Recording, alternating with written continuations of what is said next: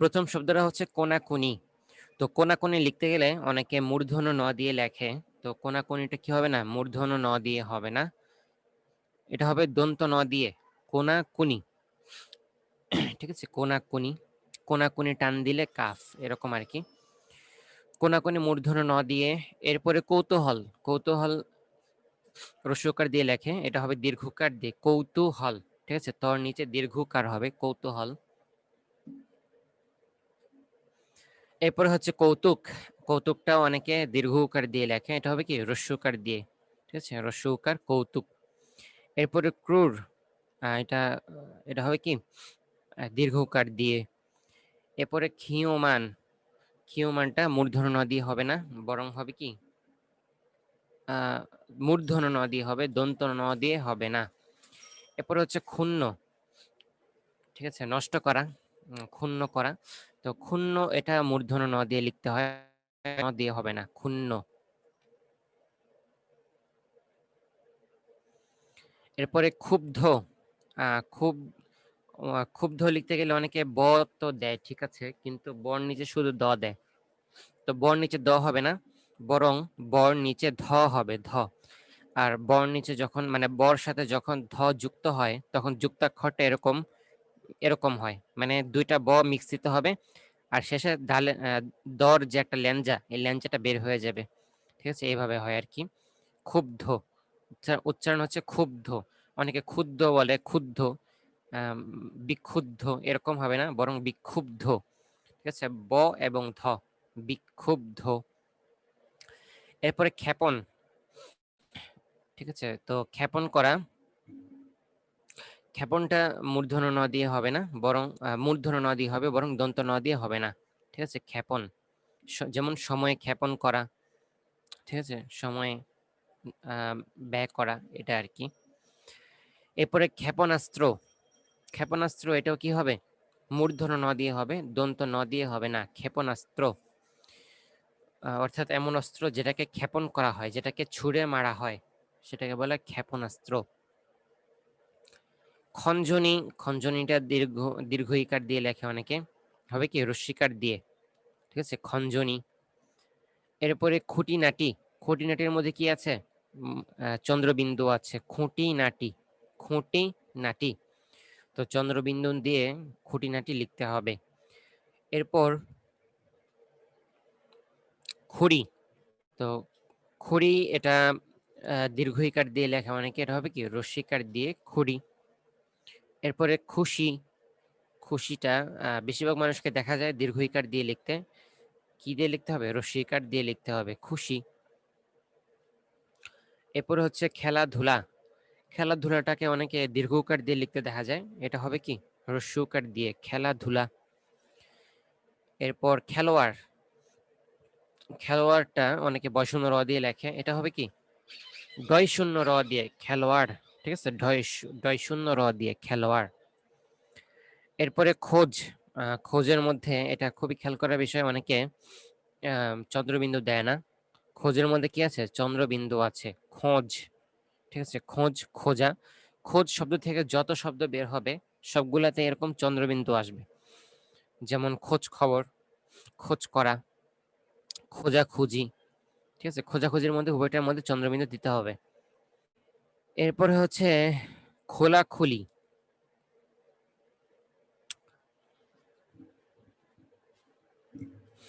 খোলাখুলি, এখানে প্রথমটা হচ্ছে ওকার, তো অনেকে দ্বিতীয়টাও ওকার দিয়ে দেয়, দ্বিতীয়টা ওকার হবে না। যেমন একটু আগে বললাম খোঁজাখুঁজি, তো খোঁজাখুঁজির মধ্যে প্রথম খোঁজাটা তো ওকার দিয়ে, কিন্তু দ্বিতীয় খুঁজিটা হচ্ছে রস্যুকার দিয়ে। তেমনি ভাবে খোলাখুলির মধ্যে প্রথম খটা হচ্ছে ওকার দিয়ে, দ্বিতীয় খটা হচ্ছে রস্য উকার দিয়ে। ঠিক আছে, ওকার দিয়ে হবে না, রস্য উকার দিয়ে হবে, খোলা খুলি। এমনি ভাবে সবগুলো শব্দ এরকম, মানে এই জাতীয় এই ফরম্যাট যত শব্দ আছে সবগুলোর ক্ষেত্রে এমন সিস্টেম, অর্থাৎ প্রথমটা হবে ওকার, দ্বিতীয়টা হবে রস্য উকার। ঠিক আছে, যেমন কোনাকুনি, মূলা, মোলামুলি।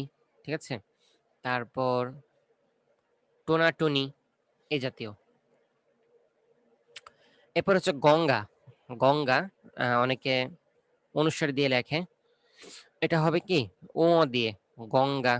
ঠিক আছে। এরপরে গগন অর্থাৎ আকাশ। আকাশকে গগন অবশ্যই একটু কমই বলে অনেকে, মানুষ বেশি একটা পরিচিত না গগন শব্দের সাথে। আকাশকে আকাশই বলে সবাই। তো কবিতার মধ্যে দেখবেন যে গগন শব্দের ইস্তেমাল আছে, বা আপনি চাইলে সাহিত্য পূর্ণ যদি কোনো লেখা লেখেন সেখানে গগন ব্যবহার করতে পারেন। তো গগন এটা মূর্ধন্য ন দিয়ে লেখে অনেকে, এটা হবে কি দন্ত ন দিয়ে, গগন। গগন গড্ডালিকা, বিদারী আওয়াজ। গড্ডালিকার মধ্যে অনেকে আকার দিয়ে লেখে। তো গড্ডালিকা আকার হবে না, হবে কি গড্ডলিকা। ঠিক আছে, গড্ডলিকা।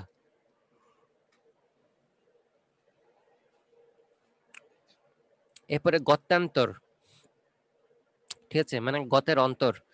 তো গত্যান্তর আকার দিয়ে হবে না, বরং আকার ছাড়া গত্যন্তর। ঠিক আছে, গত্যন্তর, গত্যন্তর হবে। গ ত জফলা ন ত বসুনর, গত্যন্তর। এরপরে গণ, মানে মানুষের অর্থে আর কি, মানুষকে গণ বলে। তো মানুষের জন্য যে গণটা হবে, এটার মধ্যে মূর্ধন্য ন দিতে হয়। যেমন জনগণ। ঠিক আছে, জনগণ। তারপর গণপ্রজাতন্ত্রী। ঠিক আছে, ওইটার মধ্যে গণ আছে। তো এই জাতীয় গণ যত জায়গায় আসবে মানুষ বোঝাতে, ব্যাপক আকারে মানুষ বোঝাতে, সব মানুষকে বোঝাতে, সব জায়গায় মূর্ধন্য ন দিতে হবে। গণনা, গণনার মধ্যে খেয়াল করার বিষয়, এটার মধ্যে অনেকে প্যাচে লাগে যে অনেকে দুইটাই মূর্ধন্য ন দেয়, বা অনেকে দুইটাই দন্ত ন দেয়, আবার অনেকে প্রথমটা দন্ত ন দ্বিতীয়টা মূর্ধন্য ন দেয়। তো সঠিক কোনটা হবে? গড় পরে, হ্যাঁ গড় পরে প্রথমেই হবে মূর্ধন্য ন, এরপরে হবে দন্ত ন, গণনা, অর্থাৎ কোনো কিছু গোনা। এরপরে হচ্ছে গণিত। তো গণনা শব্দ থেকে আসছে গণিত। তো সুতরাং গণনা যেহেতু কি হয় মূর্ধন্য ন দিয়ে হয়, তো অতএব গণিতটা মূর্ধন্য ন দিয়েই হবে, গণিত। এরপরে গণ্য, গণ্য মানে কাউকে গণ্য করা। তো গণ্যটাও কি হবে মূর্ধন্য ন দিয়ে হবে, এবং সাথে জফলা, অনেকে নর সাথে আরেকটা ন লিখে দেয়। তো নর সাথে ন হবে না, বরং নর সাথে জফলা হবে, গণ্য। এবং এটা মূর্ধন্য ন হবে, দন্ত ন হবে না। এরপরে গঞ্জ, গঞ্জ অর্থাৎ গঞ্জের ইস্তেমাল তো প্রচুর, গ্রামগঞ্জ বলে। এই যে গঞ্জ যেগুলো আছে, গঞ্জটা অনেকে নর সাথে জফলা দেয়, মানে নর সাথে বর্গীয় জ দেয়। তো এটা নর সাথে হবে না, এটা হবে কি ওর, ইওর সাথে। ঠিক আছে, ইওর সাথে বর্গীয় জ মিলে গঞ্জ হবে, ইও আর বর্গীয় জ মিলে গঞ্জ হবে। তো আমরা খেয়াল রাখার চেষ্টা করব। এরপর হচ্ছে গবেষণা। গবেষণার মধ্যে এটা মূর্ধন্য ন দিয়ে হবে গবেষণা, কোনো কিছু গবেষণা করা। এরপর গরিব, গরিবটা অনেকে রস্বীকার দিয়ে লেখে, দীর্ঘইকার দিয়ে গরিব। ঠিক আছে, গরিব। এরপরে গর্ধব, গর্ধব লিখতে অনেকে ব দেয়, তো গর্ধব লিখতে ব হবে না, বরং ভ হবে। ঠিক আছে, ভ, গর্ধব, গর্ধব। এরপর গাড়ি, গাড়ি বাড়ি, হ্যাঁ এই শব্দগুলো, এগুলো আগে প্রচলিত ছিল দীর্ঘইকার দিয়ে লেখা, তবে বর্তমান এটা রস্বইকার দিয়ে ইস্তেমাল হয়, গাড়ি বাড়ি। এরপরে গার্হস্থ, গার্হস্থ্যর মধ্যে শেষে কি আছে, একটি জফলা আছে। তো গার্হস্থ লিখতে আমরা শেষে জফলাটা দিয়ে নেব। গির্জাটা অনেকে দীর্ঘইকার দিয়ে লেখে, গির্জা, তো রস্বইকার দিয়ে। ঠিক আছে, গির্জা। এরপরে গুড়া, যেমন চকের গুঁড়া, মরিচের গুঁড়া, ধনিয়ার গুঁড়া, জিরার গুঁড়া, এই জাতীয় গুঁড়া লিখতে প্রথমত আপনাকে গড় উপরে গু, গু, হ্যাঁ গড় উপরে একটি চন্দ্রবিন্দু দেওয়া লাগবে। এরপর হচ্ছে ডয় শূন্য র দিতে হবে। ঠিক আছে, ডয় শূন্য র, গ চন্দ্রবিন্দু, গ রস্যকার চন্দ্রবিন্দু, ডয় শূন্য র, গুড়া। ঠিক আছে, তো গুড়া লিখতে চন্দ্রবিন্দু লাগে, এটা আমরা খেয়াল রাখবো।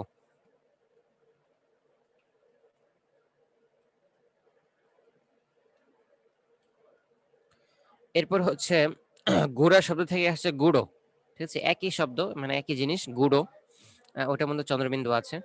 গুনে গুনে, হ্যাঁ, গণনা করা, গুনে গুনে শব্দটা গণনা করা থেকেই আসছে। তো গণনা লিখতে যেহেতু কি লাগে, মূর্ধন্য ন লাগে, গণনা থেকে যত শব্দ তৈরি হবে সবগুলা মূর্ধন্য নই হবে। যেমন গুনে গুনে, ওই গণনা গুনে গুনে, ওই যে আরেকটা হলো কি গুনে গুনে কোনো কিছু করা, কোনো কিছু গুনে গুনে সিলেক্ট করা, ঠিক আছে।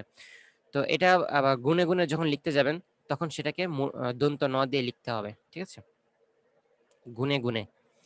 এরপরে গৃহস্থ, তোটা না হয়ে গৃহস্থ হবে, ঠিক আছে, থ, গৃহস্থ।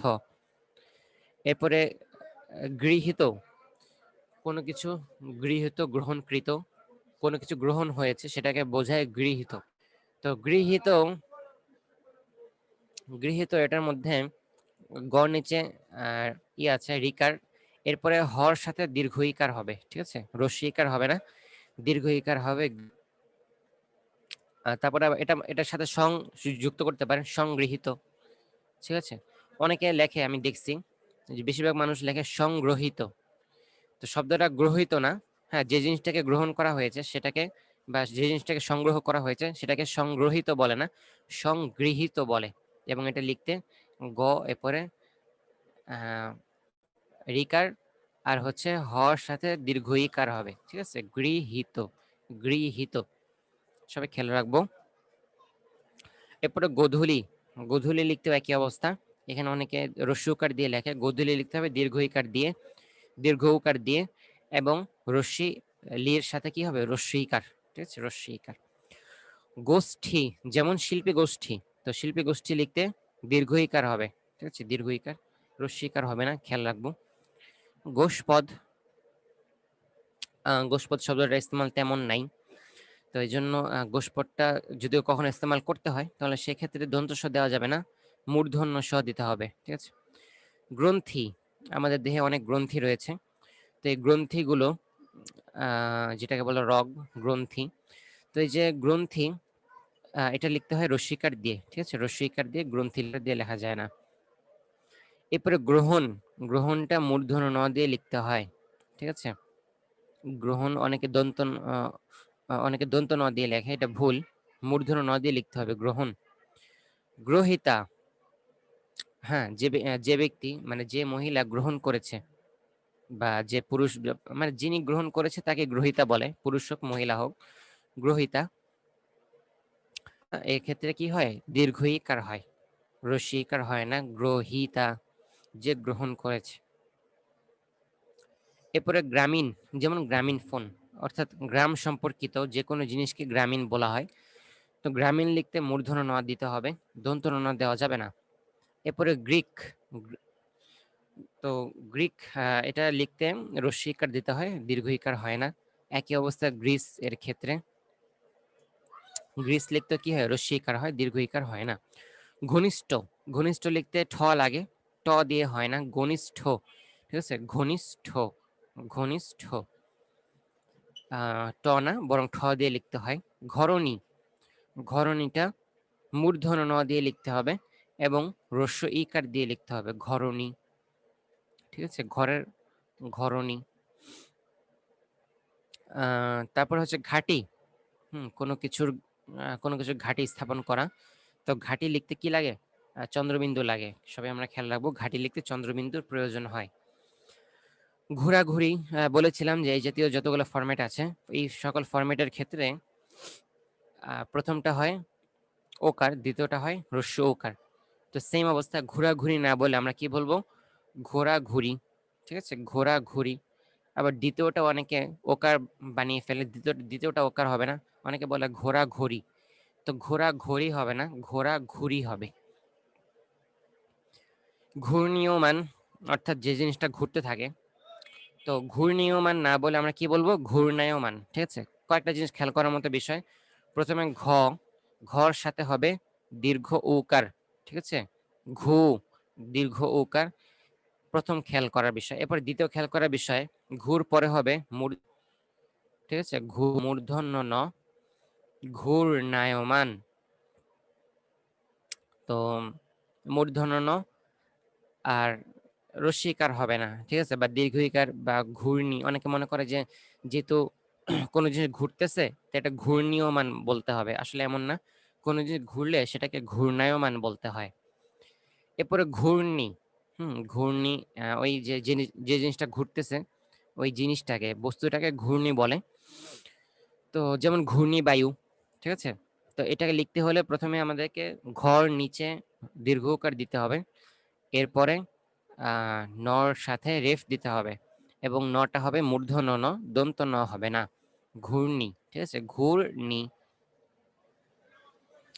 এরপরে ঘুষখোর, ঘুষ লিখতে আমরা জানি যে মূর্ধন্য স লিখতে হয়, ঠিক আছে?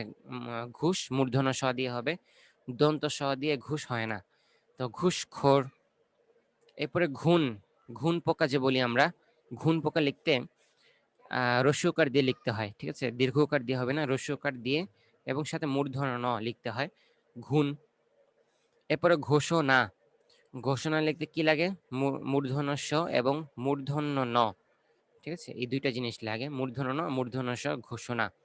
অনেকে দন্ত স দন্ত ন দিয়ে লেখে, এটা ভুল। এরপরে ঘ্রাণ, কোনো কিছুর ঘ্রাণ নেয়া, এই ঘ্রাণটা কি দিয়ে লিখতে হয়? মূর্ধন্য ন দিয়ে লিখতে হয়, দন্ত ন দিয়ে হয় না। চত্বর, আচ্ছা, যেমন গোল চত্বর, গোল চত্বর লিখতে কি করতে হয়? এটা প্রচুর ভুল হয় দেখতে পাই। তো চত্বর বানান সঠিক হলো যে ত নিচে বফলা হবে, ঠিক আছে? চ, ত বফলা, এরপরে বয়শূন্য র, তাহলে চত্বর। ডাবল ত হবে না, বা অনেকে ডাবল ত দিয়ে নিচে ব দেয়, এটাও ভুল। সঠিক কোনটা? চ হবে এবং তর নিচে বফলা, এরপরে বয়শূন্য র। এরপরে চড়ক, যেমন চড়ক গাছ, ঠিক আছে? সোজা হয়ে যে গাছটা থাকে তাকে চড়ক গাছ। তো চড়ক গাছ এটা লিখতে কি লাগে? ডয়শূন্য র লাগে, ঠিক আছে? বয়শূন্য র হবে না, চড়ক, চড়ক গাছ, চড়ক। এরপর চাকরানি, চাকরানি লিখতে কি লাগে? হ্রস্ব ই লাগে, ঠিক আছে? অনেকে দীর্ঘ ই দিয়ে লেখে, হ্রস্ব ই। চাকরি, চাকরিটা দীর্ঘ ই দিয়ে, দীর্ঘ ইকার দিয়ে লেখা, অনেকে হ্রস্ব ইকার দিয়ে লিখতে হবে, চাকরি, ঠিক আছে? চাকরি, চাকরিও লেখার প্রয়োজন নেই, চাকরি, ঠিক আছে? অনেকে কর নিচে হ্রস্বকার দেয়, কর নিচে হ্রস্বকার প্রয়োজন নেই, শব্দটা হচ্ছে চাকরি, ঠিক আছে? চাকরি না, চাকরি বা চাকরি। চাতুর্যতা, চাতুর্যটা মানে যে ব্যক্তি খুব কৌশল জানে, চাতুর্য। তো চাতুর্যটা, চাতুর্যতা নামে কোনো শব্দ বা মাসদার বাংলায় নাই, বরং চাতুর্যর এটার মাসদারই হচ্ছে চাতুর্য, ঠিক আছে? কারোর মধ্যে চাতুর্য, এটা বোঝাতে যে লোকটা খুব চাতুর, লোকটার ভেতর অনেক চাতুর্য রয়েছে। তো এটা বলতে হবে অনেক চাতুর্য রয়েছে, লোকটার ভেতর অনেক চাতুর্যতা রয়েছে, এরকম বলা যাবে না, ঠিক আছে? তো চাতুর্যতা না বলে আমরা কি বলবো? চাতুর্য।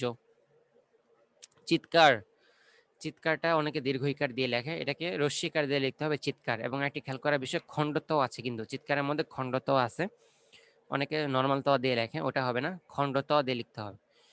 চুরমার, অনেকে চুরমারটা বসন্ত র দিয়ে লেখে, চুরমারটা হবে কি দশূন্য র দিয়ে হবে না, বরং বয়শূন্য র দিয়ে হবে, চুরমার, ঠিক আছে? চুরমারের মধ্যে দুইটা র, উভয়টাই বয়শূন্য র হবে। এরপর চূড়ান্ত, চূড়ান্তটা লিখতে হবে চ এর নিচে দীর্ঘ উকার দিয়ে, চূড়ান্ত, ঠিক আছে? চূড়ান্ত। তো রস্যকার দিয়ে লেখা যাবে না, চূড়ান্ত, দীর্ঘ ইকার দিয়ে চূড়ান্ত, এভাবে লিখতে হবে। চুষ্য মানে যে জিনিসটাকে চোষণ করা হয়, ঠিক আছে? যে জিনিসটাকে, যে জিনিসটি চোষার উপযুক্ত তাকে বলে চোষ্য। তো তাহলে এটাকে অনেকে চুষ্য বলে, তো চুষ্য হবে না, এটা কি হবে? চোষ্য, ঠিক আছে? চৌকার মূর্ধন্য ষ, এরপরে জফলা, চৌষ্য। চৌচির, ঠিক আছে? চৌচির, অনেকে ডয়শূন্য র দিয়ে বলে, এটা ডয়শূন্য র দিয়ে হবে না, চৌচির যেটা ফেটে গেছে, ঠিক আছে? তো মানে যেটা চির ধরেছে, চারদিক দিয়ে যেটা চির ধরেছে সেটাকে বলে চৌচির। তো চির ধরা, কোনো কিছুতে চির ধরা, এই চিরটা লিখতে বয়শূন্য র দিয়ে লিখতে হয়। তো চৌচিরটা হয়ে এসেছে চির ধরা থেকে, তো অতএব চৌচির লিখতে কি হবে না? ডয়শূন্য র হবে না, বরং বয়শূন্য র দিয়ে লিখতে হবে।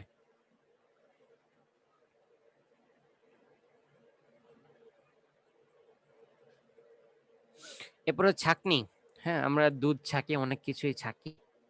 তো ছাঁকনি লিখতে চন্দ্রবিন্দু আছে, ঠিক আছে? খুবই খেয়াল করার বিষয়, ছাঁকনি লিখতে চন্দ্রবিন্দু লাগে। আচ্ছা, এরপর ছাকা। তো ছাকা শব্দ থেকে ছাঁকনি আসছে, তো এই জন্য যেহেতু মাসদার এক, মধ্যে কি আছে? চন্দ্রবিন্দু আছে। তো এই মাসদার থেকে যত কিছু বের হবে, যেই ফেল বের হোক বা যেটাই বের হোক, সবকিছুতে চন্দ্রবিন্দু লাগবে।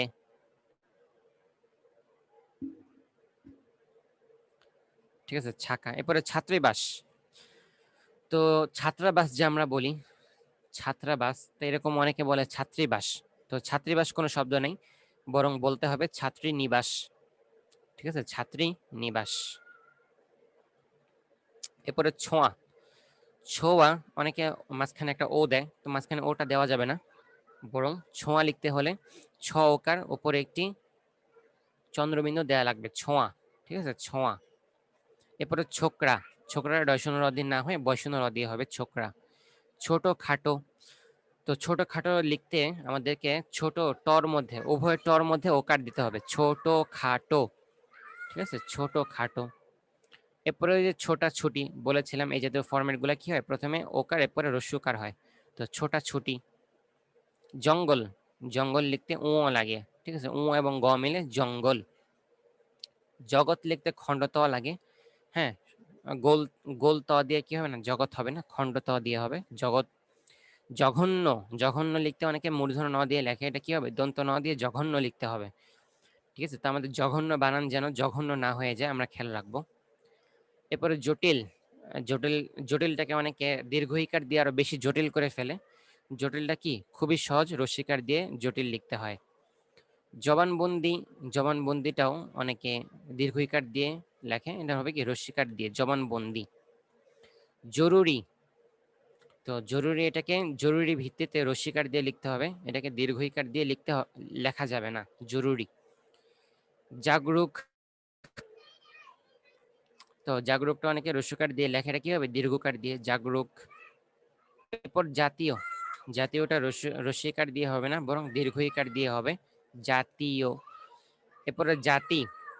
অনেকে জাতীয়র সাথে কেয়াস করে বা জাতীয়র উপর অনুমান করে জাতি শব্দের মধ্যে দীর্ঘ ইকার দিয়ে দেয়। জাতীয়র মধ্যে তর মধ্যে দীর্ঘ ইকার আছে, কিন্তু জাতি যখন আমরা লিখবো তখন আবার এটা রস্যিকার দিয়ে লিখতে হবে। জাতীয়করণ। করণ। করণ এই জিনিসটা সবসময় মূর্ধন্য ন দিয়ে হবে, আপনারা খেয়াল রাখবেন। তো নেকিকরণ, হ্যাঁ, শুকনাকরণ, শুটকিকরণ, এই জাতীয় যত করণ আছে, করণটা লিখতে হয় মূর্ধন্য ন দিয়ে, এই জন্য আমরা সব জায়গায় এটা খেয়াল রাখবো। জানুয়ারি। জানুয়ারি দীর্ঘ ইকার দিয়ে হবে না, বরং রস্যিকার দিয়ে হবে। জিনিস, আগে অনেকে মূর্ধন্য স দিয়ে লিখতো, হবে কি দন্ত স দিয়ে, জিনিস। জীবিকা। জীবিকার ক্ষেত্রে খেয়াল করার বিষয়, প্রথমটা হচ্ছে দীর্ঘ ইকার, দ্বিতীয়টা হচ্ছে হ্রস্ব ইকার। তো আপনারা যদি উচ্চারণটা ওই সিস্টেমে টান দিয়ে করেন, তাহলে কিন্তু লেখার সময় দেখবেন যে আপনার সঠিক হচ্ছে। অর্থাৎ আপনি উচ্চারণের সময় উচ্চারণ করবেন জীবিকা। ঠিক আছে, জীবিকা। এভাবে যে জায়গায় দীর্ঘ ইকার আছে ওখানে আপনারা টান দিয়ে দিয়ে উচ্চারণ করবেন, তাহলে দেখবেন লেখার সময় আপনি সঠিকটাই লিখতেছেন। জ্যেষ্ঠ। জ্যেষ্ঠর মধ্যে অনেকে জফলাটা শেষে দেয়, জফলাটা শেষে হবে না, বরং দুই শব্দের মাঝখানে জফলা হবে, জ্যেষ্ঠ। এরপরে জ্যৈষ্ঠ। জ্যেষ্ঠ সিস্টেম, এখানে জফলাটা মাঝখানে হবে। জরা জীর্ণ। জরার মধ্যে কি নাই, বফলা নাই, জরা জীর্ণ। জীর্ণর মধ্যে দীর্ঘ ইকার আছে এবং মূর্ধন্য ন আছে, পরে রেফ আছে, খেয়াল রাখবো আমরা। টাকশাল। টাকশালের মধ্যে উপরে চন্দ্রবিন্দু আছে। টেকসই। টেকসই তো অনেকে চন্দ্রবিন্দু দেয়, টেকসইতে চন্দ্রবিন্দু নাই, টেকসই। ডাইনি। ডাইনিটা রস্যিকার দিয়ে লিখতে হবে। তক্ষুনি। তক্ষুনিটা এক্ষুনি, তক্ষুনি, এগুলোকে মূর্ধন্য ন দিয়ে লেখে অনেকে, হবে কি দন্ত ন দিয়ে। তসরূপ।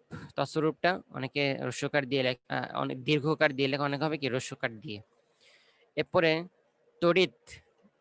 খণ্ড ত দিয়ে হবে তড়িৎ। তৎক্ষণাৎ। তৎক্ষণাতের মধ্যে দ্বিতীয় ত এবং শেষ ত কি হবে, খণ্ড ত হবে, তৎক্ষণাৎ, এবং শেষে মূর্ধন্য ন হবে। ততোধিক। ততোধিকের মধ্যে দ্বিতীয় তর মধ্যে কি হবে, ও ওকার, ওকার হবে, ততোধিক। ঠিক আছে, ততোধিক। তত্ত্বাবধায়কের মধ্যে ডাবল ত এবং নিচে বফলা আছে, আমরা খেয়াল রাখবো, তত্ত্বাবধায়ক। এরপরে তত্ত্বাবধান, এটার মধ্যে কি আছে, ডাবল ত, নিচে বফলা।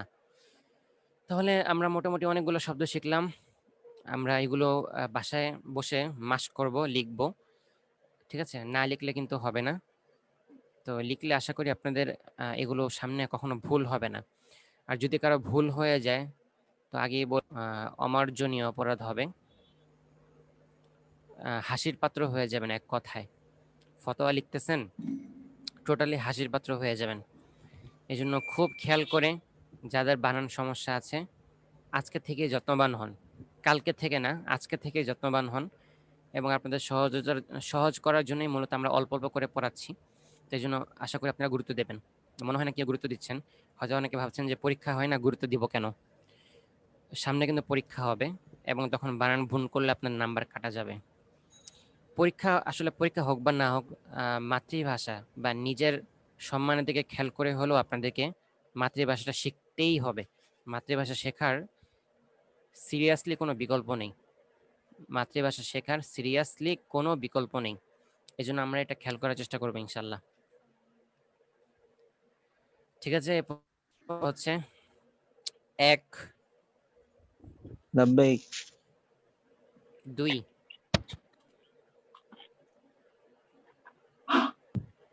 হুজুর গতকালকে ছিলাম, আপনি হাজিরের সময় সাউন্ড মিউটে ছিল।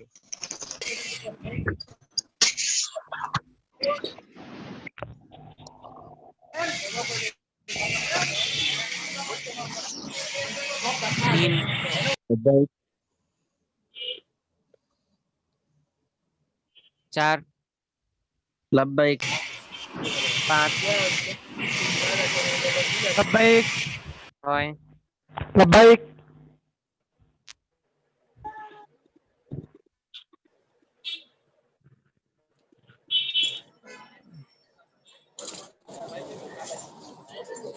7 আহসান 8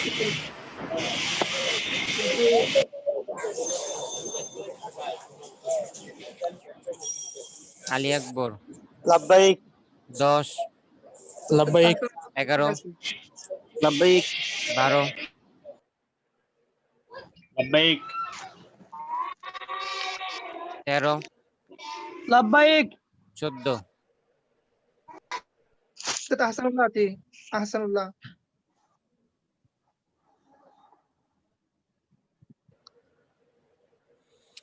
ঠিক আছে গতকাল সবাই। ইয়াহিয়া মাদানি হুজুর গতকালকে ছিলাম। আচ্ছা ঠিক আছে, সবাই ভালো মতো ইয়াদ করবেন। আসসালামু আলাইকুম।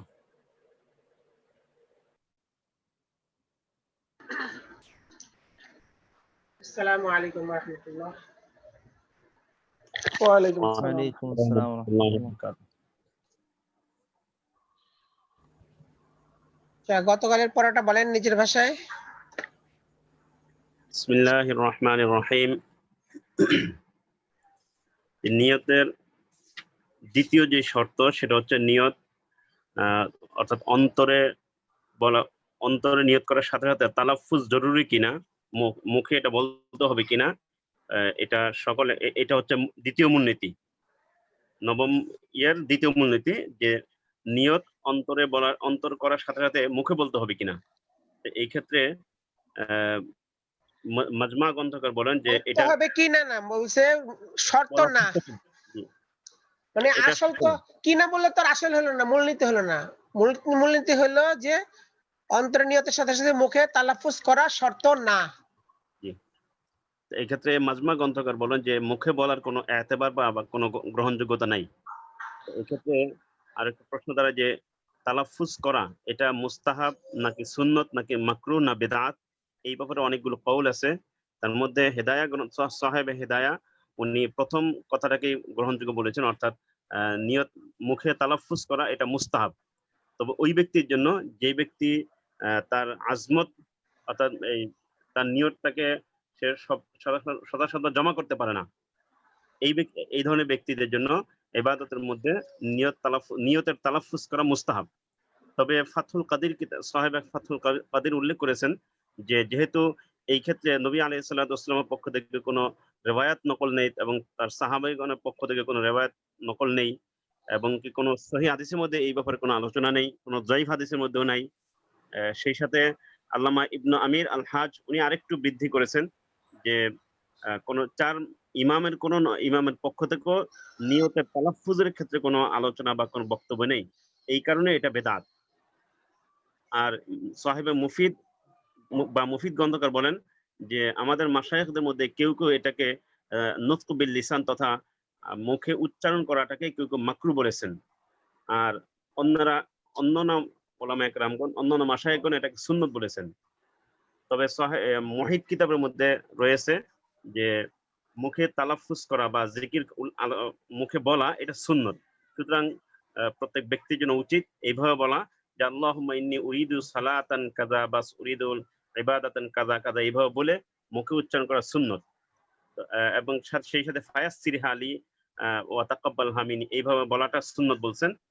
আর মাশায়েখ কেরামগণ বা ফুকাহা কেরামগণ ও কিতাবুল হাজের মধ্যে বলেছেন যে আসলে এইভাবে এই দোয়াটা বা নিয়ত এইভাবে বলা এটা শুধুমাত্র হজের জন্যই, হজের মাসআলার ক্ষেত্রেই প্রযোজ্য এইভাবে নিয়ত করা। যে সেখানে আসছে যে আল্লাহুম্মা তাকাব্বাল হামিন্নি উরিদুল হাজ্জা ফায়াসসির হালি, এইভাবে নিয়ত করা এটা হজের জন্য প্রযোজ্য, বাকি এটা অন্যান্য ইবাদতের জন্য প্রযোজ্য না। তো সাহেবে আমাদের মুসান্নিফ রাহিমাহুল্লাহ বলতেছেন যে আমি এই কানজ কিতাবের মধ্যে কানজের সরা যে কিতাব আমার আছে বাহরুল রায়ক, এর মধ্যে আমি এটা বিস্তারিত তাহকিক করেছি। আর কিনিয়া এবং মুজতাবা কিতাবের মধ্যে রয়েছে যে মুখতার বা সহিহ কওল বা গ্রহণযোগ্য কওল হচ্ছে যে নিয়তের তালাফফুজ করা এটা মুস্তাহাব। এইগুলো নিয়তের তালাফফুজের হুকুম সংক্রান্ত। এরপর মুসান্নিফ বলেন যে তালাফফুজ সংক্রান্ত যে শর্ত এখানে বলা হলো যে তালাফফুজ করা শর্ত নয়, এই হুকুমের উপর ভিত্তি করে অনেকগুলো মাসআলা বের হয়। সেই মাসআলাগুলো একটা একটা করে বলতেছেন। যে প্রথমে আছে নজর মান্নত সংক্রান্ত। তো বলতেছে মান্নতের মধ্যে এটা কি যে হইলো শুধুমাত্র নিয়তেই না, আপনি তো এটা তো উল্টা হয়ে গেল কথাটা, যে নিয়ত শর্ত না এই সম্পর্কে অনেক তাফসীর বের হয়, এটা না তো। নিয়ত শর্ত না যে একটা উসুল করা হয়েছে, উসুল থেকে কয়েকটা বিষয় খারেজ, মানে ওই ক্ষেত্রে নিয়তটা মানে তালাফুজ করাটা শর্ত।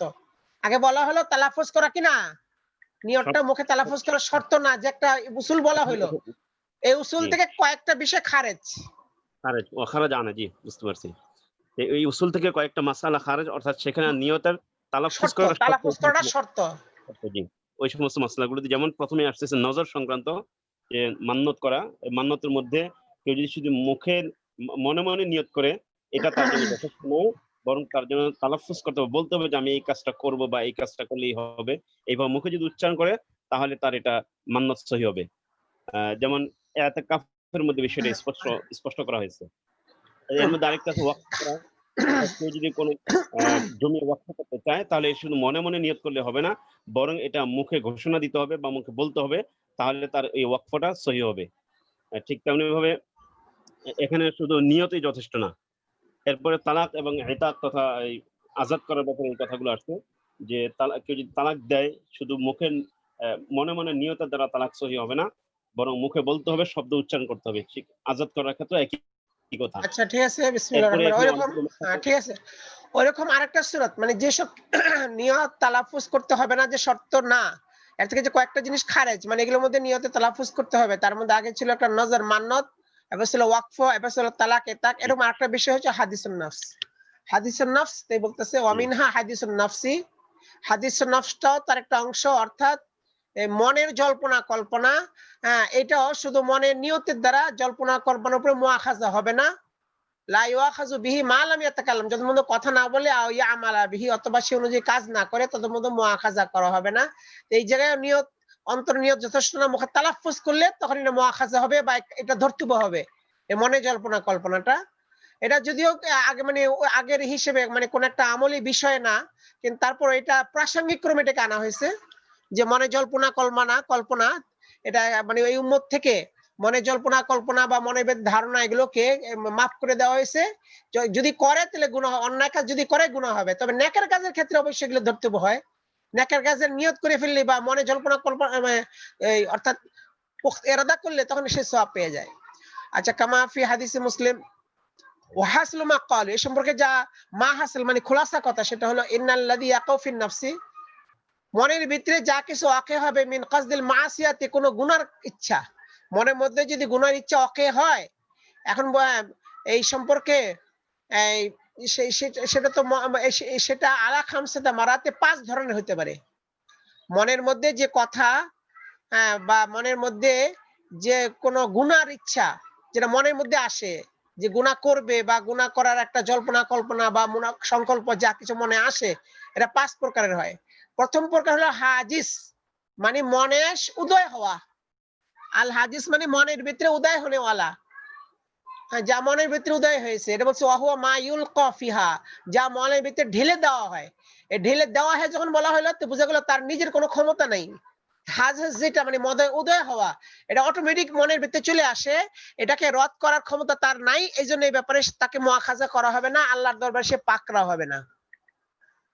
এটা বলতেছে আল হাদিস হলো মা ইউলকা ফিহা, যা তার অন্তরে ঢেলে দেওয়া হয়। সুম্মা জিরিয়ানুহু ফিহা, হ্যাঁ, অতঃপর তার মধ্যে এটা জারি হওয়া, অর্থাৎ যেটা মনের ভিতরে আসলো সেটা জিরিয়ানুহু, তা জারি হওয়া, ফিহা নফসের মধ্যে, ফিহা হলো নফস, নফসের মধ্যে যা ঢেলে দেওয়া হয় এবং নফসের মধ্যে যেটা জারি হয়, অর্থাৎ মনের মধ্যে উদয় হইলো আর জারি হইলো, মানে কি উদয় হওয়ার পরে সেখানে মানে অর্থাৎ ওটা ওটা চলতে থাকলো মনের ভিতরে। আচ্ছা, ওয়াহুয়াল খাতির, এটাকে বলা হয় কি খাতির। খাতির মানে মানে অন্তরের, খাতের শব্দের এক অর্থ হলো অন্তর, আরেক অর্থ হলো অন্তরের মানে আশা বিষয়, অন্তরে আশা বিষয়, এটা আর কি। তাইলে 1 নম্বর হাদিস। সুম্মা হাদিসুন নাফসি, দ্বিতীয় নম্বর হলো হাদিসুন নফস। আচ্ছা, 2 নম্বর হলো জিরিয়ান হুফিহা, 3 নম্বর হলো হাদিসুন নফস। 1 নম্বর হচ্ছে হাদিস, মানে যেটা অন্তরে ঢেলে দেওয়া হয়, উদয় হয়। আর 2 নম্বরে জিরিয়ান হুফিহা, অন্তরে যেটা ঢাইলা দিল সেটা অন্তরের মধ্যে জারি হওয়া, মানে জল্পনা কল্পনা হওয়া। হ্যাঁ, অহওয়াল খাতির, একে বলা হয় খাতির। প্রথম হলো হাজিস, 2 নম্বর হলো খাতির। 1 নম্বরে কি হাজিস। হাজিস, হাজিস অর্থ উদয়মান, মনে উদয়মান। আর 2 নম্বর হলো খাতির, খাতির মানে জল্পনা কল্পনা। খাতির মানে কি কল্পনা কল্পনা। জল্পনা কল্পনা। 3 নম্বর হচ্ছে জল্পনা কল্পনা বলা যায় না, জল্পনা হাদিস নফস হলো জল্পনা কল্পনা, আর খাতেরটা তার মাঝামাঝি। মানে প্রথমে হাদিস মানে উদয়মান, আর খাতের মানে অবস্থান, মনে অবস্থান। উদয় করার পরে মনে কি করে অবস্থান করে। প্রথমে উদয় হইলো আর উদয় হওয়ার পরে অবস্থান করলো, মানে কি অর্থাৎ মনের ভিতরে এটা চালু হয়ে গেল। মনের ভিতরে মানে অর্থাৎ একটা হলো উদয় হওয়ার মুহূর্ত, হওয়ার মুহূর্তকে বলে হাদিস। আর উদয় হওয়ার পরে কিছু অবস্থান করা, কিছু সময় মনের ভিতরে রইলো জিনিসটা, এটাকে বলা খাতের। এরপরে এটা নিয়ে আবার জল্পনা কল্পনা করলো, এটা হলো হাদিসুন নফস। হাদিসুন নফস জল্পনা কল্পনা করবে যে হ্যাঁ এটা কি করবো কিনা বা করবো কিনা, মানে একটা জল্পনা কল্পনা তারাদ্দুদের মনের মধ্যে, যেটা করবো কিনা। ওয়াহুয়া মা ইয়াকাউ ফিহা, যা নফসের মধ্যে ওয়াকি হয়, মিনাত তারাদ্দুদ, কোন মানে কাজ করা বা না করার দ্বিধাদ্বন্দ্ব। হাল ইয়াফআলু আমলা, সে করবে না না করবে না, এটাও বলে হাদিসুন নফস, মানে জল্পনা কল্পনা। তারপরে সুম্মাল হাম্মু, এরপর হলো ইচ্ছা। হাম্মু অর্থ মানে আগ্রহ, মানে করার প্রতি একটা আগ্রহ হবে তার। ওয়াহুয়া তারজিহু কসদুল ফি'লি, করার ইচ্ছাটাকে প্রাধান্য দেওয়া, এটাকে বলে আগ্রহ। আল হাম্মু মানে আগ্রহ, আগ্রহ দেখানো। তা আগ্রহ দেখানো অর্থাৎ করার ইচ্ছাটাকে প্রাধান্য দিলে তো আগ্রহ হয়। তো মনের যে জল্পনা কল্পনা সেটা আগ্রহ হইলো। এরপরে সুম্মাল আজমু, অতঃপর হলো সংকল্প। আগ্রহের পরে কিন্তু এটা কিন্তু সিরিয়াল বাই সিরিয়াল। আজমু কাকে বলে? ওহুয়া কুওয়াতু যালিকাল কাসদি, ওই ইচ্ছা এরাদার শক্তি, মানে ইচ্ছা এরাদার শক্তিমান যখন হয় তখন বলা হয় আজম। আজম মানে কি অন্তরের সংকল্প। অন্তরের সংকল্প মানে নিয়ত করে ফেলেছে কাজটা করবে। ওয়াল জাজমু বিহি, এবং তার সম্পর্কে ইয়াকিন, মানে সে ইয়াকিন করে ফেলেছে, মানে সিদ্ধান্ত নিয়ে ফেলেছে, মানে এটা সিদ্ধান্ত নেওয়া। আল আজম অর্থ সিদ্ধান্ত নেওয়া। তো সিদ্ধান্ত নিয়ে ফেলেছে এটা যে কাজটা সে করবে। আর তার যে এখানে বলে যে হাম্মুকে বলা যায়, এটা সংকল্প বলা যায়, বা এটা তার আগের মুহূর্ত। মানে এখানে হচ্ছে এক একটা মানে নিচের থেকে আসবে। প্রথম হচ্ছে অন্তরে উদয় হবে হামেস, তারপরে অন্তরের মধ্যে সেটা অবস্থান করে মানে অন্তরের মধ্যে ধাবিত করবে তাকে সেদিকে, এটা হলো খাতের। আর 3 নম্বরে যে জল্পনা কল্পনা করবে, করবে কি করবে না। এরপরে এলো সংকল্প করলো, পরিকল্পনা, সংকল্প করলো যে আচ্ছা আমি করি। আগ্রহ হইলো, আগ্রহ হইলো, বা এটাকে সংকল্প বলা যায়। সংকল্প করলো যে হ্যাঁ এটা আমি করব। এরপরে সংকল্পটা কি হলো, এটা হলো মানে কাজের ব্যাপারে সিদ্ধান্ত, চূড়ান্ত সিদ্ধান্ত, আজ মানে চূড়ান্ত সিদ্ধান্ত, হ্যাঁ আমি এটা করবই, এটা লাস্ট সিদ্ধান্ত। এই 5টা স্তর, 5টাই এটা মাপ গুনার ক্ষেত্রে। তো যতক্ষণ পর্যন্ত সে কাজটা না করবে ততক্ষণ পর্যন্ত তার গুনাহ লেখা হবে না। তবে কাজগুলো মানে যারা মুত্তাকি তাদের জন্য ক্ষতিকর, অপছন্দনীয়, গুনাহ লেখা হবে না। কিন্তু এই আজম বা ইচ্ছা করার পরে যখন কাজটা করবে তখন আমলনামার মধ্যে গুনাহ লেখা হবে যে কাজটা করলো। এটা হলো কি ক্ষেত্রে? আপনার গুনার ক্ষেত্রে। কিন্তু যদি নেকের ক্ষেত্রে হয়, নেকের ক্ষেত্রে হয় তখন কিন্তু নেকের ক্ষেত্রে যখন কাজটা মনের ভিতরে আসলো এবং যখন করার ইচ্ছা করলো, এটা মানে অর্থাৎ হাম, এই হামুন আর আজমুন, হাম যখন হবে তখন থেকে সব লেখা হবে। মনে আসলে তো এটা তো সব না, মনে আসলে তো এটা তার কোনো এখতিয়ার নাই, বা মনের মধ্যে ঘোরাঘুরি করলো এটাও তাদের এখতিয়ার না। আর জল্পনা কল্পনা এটা তো তারাদ্দুদ করবে কি করবে না, কিন্তু এর মধ্যে কোনো সওয়াব হবে না, সওয়াবও না গুনাহও না। নেকের কাজে সওয়াব না, আবার মনে করেন গুনার কাজে গুনাহ না। কিন্তু সুম্মাল হাম্মু এবং আজম, হাম এবং আজম, এখান থেকে বান্দার কাজ শুরু হয়। হাম অর্থ হলো যে আগ্রহ এবং সংকল্প, আগ্রহ এবং সংকল্প যখন করলো তো নেকের কাজে সে সওয়াব পেতে থাকবে, যে সংকল্প করলো সওয়াব পেতে থাকবে। যদিও না করে কিন্তু সওয়াব পাবে, করলে সওয়াব পাবে 1 গুণ। আর যদি কাজটা করে তাহলে 10 গুণ সওয়াব পাবে, 10 গুণ থেকে 700 গুণ পর্যন্ত হবে। মিন আশরাতিন ইলা সাবিমিয়াতি যায়ফিন, 10 গুণ থেকে কমপক্ষে 10 গুণ 700 গুণ। মান জাআ বিল হাসানাতি ফালাহু আশরু আমসালিহা, একটা নেকের কাজ করলে 10 গুণ সওয়াব পাবে।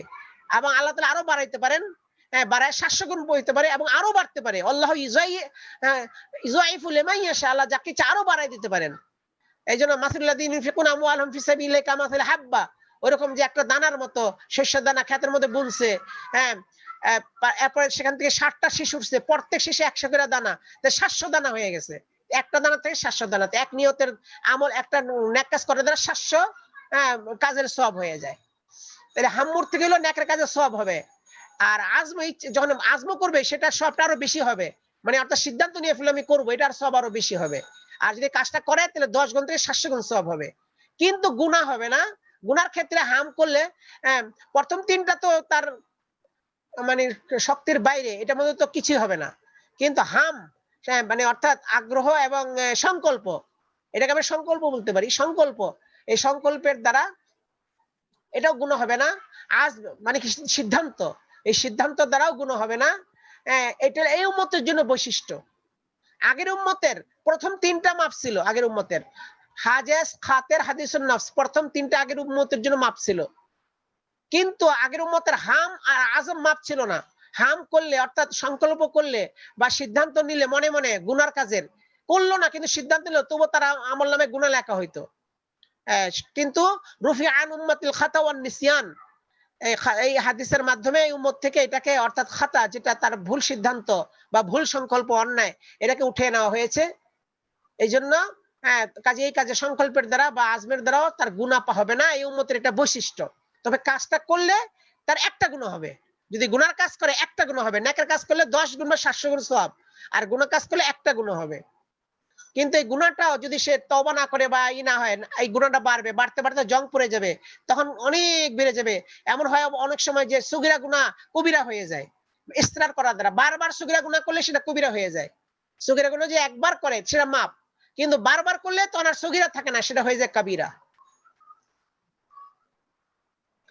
আচ্ছা, কোনটা কি সম্পর্কে বলছে? ফাল হাদিসু লা ইউখাযু বিইজমান, হাদিসকে ইজমা মানে সব ঐক্যমত্যের ভিত্তিতে মুআখাযা হবে না, এবং আগের জমানাও ধরা হয়তো না।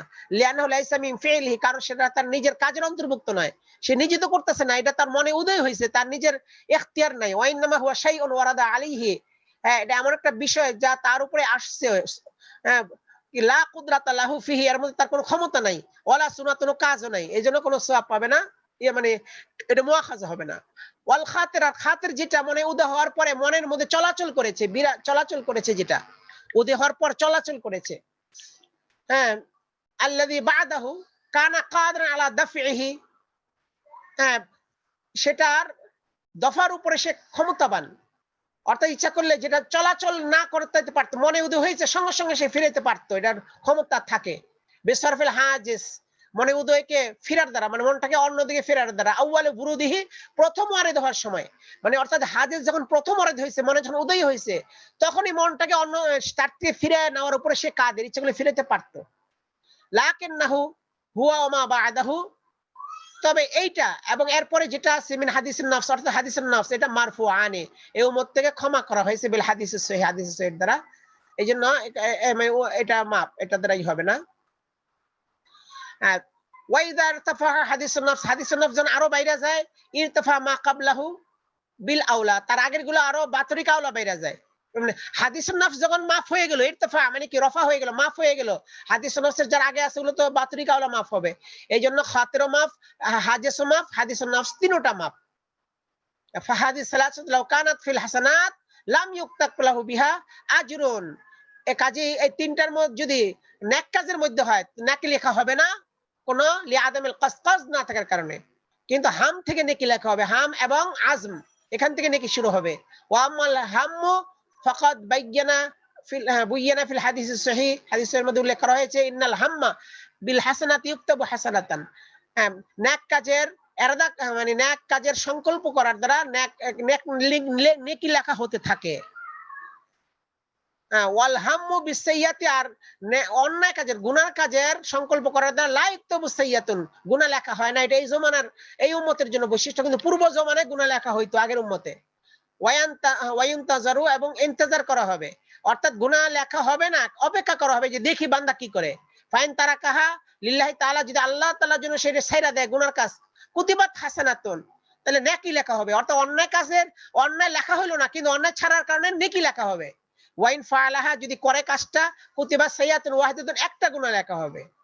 ওয়ালা সাহু ফি মা'নাহু, এবং এই এর তাৎপর্যের ক্ষেত্রে সবচেয়ে সহি কথা হলো এটা যে আই ইয়াকতুবা আলাইহিল ফি'লু ওয়াহদাহু, শুধু সেই কাজটাকে লেখা হবে, সেই কাজটা করছে। ওয়া হুয়া মা'না কাউলিহি ওয়াহিদাতান, এটি তার অর্থ এটা যে সাইয়াতান ওয়াহিদাতান, একটা গুনাহ লেখা হবে, মানে সে একবার কাজ করছে এটা লেখা হবে, একটা গুনাহ না। কারণ এই কাজ হইতে পারে একটা গুনাহ না 5টা গুনাহ হবে, বা কি পরিমাণ গুনাহ হবে সেটা তো আল্লাহর কাছে, মানে একবার করলে যে গুনাহ ওইটা লেখা হবে। এখানে উদ্দেশ্য হলো একবার করা, একটা গুনাহ মানে কি একটা গুনাহ না। হইতে পারে মানে যদি কাজটা মারাত্মক কাজ হয়, জিনার কাজ হয়, তাহলে তো অনেক গুনাহ হবে, কাজে একটা গুনাহ লেখা হবে না। তবে একবার করার গুনাহ, এখানে এক গুনার মানে হলো একটা গুনার লেখা হবে, মানে হলো একবার করার গুনাহ হবে, যে সে একবার কাজটা করছে। আর নেকের ক্ষেত্রে 10 বার কাজ করার সব লেখা হয়। ওয়াইনাল হাম্মা মারফুউন, আর যদি খালি সংকল্প করে সেটা মাপ। হ্যাঁ, ওয়ামাল আজমু, এখন রইল যে সিদ্ধান্ত, যে করার সিদ্ধান্ত নিয়ে ফেলাইছে গুনার কাজের। ফাল মুহাক্কিকুনা, তাহলে মুহাক্কিকগণ, পর্যবেক্ষকগণ, আলা আন্নাহু, এই কথার উপরে তারা আছেন যে ইউআখাযু বিহি, মুআখাযা হবে, যেহেতু এটা অন্তরের, সে তো মনে করেন সিদ্ধান্ত নিয়ে ফেলেছে গুনার, এই সিদ্ধান্ত নিয়ে ফেলা করার কাছাকাছি চলে গেছে বলতে গেলে, এই জন্য এর মধ্যে তাকে মুআখাযা, পরকালে তাকে মুআখাযা করা হবে। তবে কেউ কেউ বলেন যে মুআখাযা হবে না, এর মধ্যে ইখতিলাফ আছে, আজমের মধ্যে মুআখাযা হবে কিনা এর মধ্যে ইখতিলাফ আছে। মুহাক্কিকিন বলেন আজমের মধ্যে মুআখাযা হবে না, কিন্তু আমিনহুম মান জাআলাহু মিনাল হাম্মিল মারফু, কিন্তু অনেকে এই হামকে হাম্মে মারফু, মানে এটাকে অর্থাৎ উঠানোর, এটাকে মাফ করে দেওয়ার পর্যায়ে এটাকে গণ্য করেন। এই জন্য বলে যে হামটাও মাফ, আজমটাও মাফ হয়ে যাবে, এটা হাম্মে মারফু, মানে ওই যে হাম্মুন, যেটা সংকল্পর মতোই এটা মাফ হয়ে যাবে বলেন, আজমটাও, এটা অনেকে বলেন। তো মুহাক্কিকিন বলেন যে না, আজমের মধ্যে যেহেতু একটা তার পুখতা ইরাদা আছে এবং এটাখানে সিদ্ধান্ত নিয়ে ফেলছে, কাজে এটা একটা গুনার, গুনার করিব নিয়ে যায় কাজটা, এই জন্য গুনাহ তার মধ্যে তাকে মুআখাযা হবে।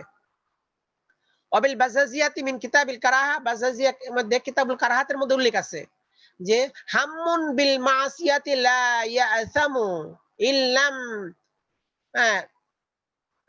আচ্ছা, ইল্লাম ইসমা আজমুহু আলাইহা, ইল্লাম ইসমে, আচ্ছা এখন বলতেছে কি যে হাম, যদি কেউ সংকল্প করে কোন গুনাহ, বিমাসিয়াতি লা ইয়াসামু, এর দ্বারা গুনাহগার হবে না, গুনাহ হবে না। ইল্লাম ইউসিব, আজমুহু আলাইহা, যদি হাম মানে এই আজম, এই আজটা মজবুত না হয় তার উপরে, যদি আজমটা মজবুত না হয় তাহলে একে গুনাহ হবে না। তার দ্বারা বোঝা যাচ্ছে কি যে হাম মাপ, কিন্তু আজম যখন চলে যাবে তখন এটা মাপ হবে না, আজমের মধ্যে মানে তার সেটা মুআখাযা হবে।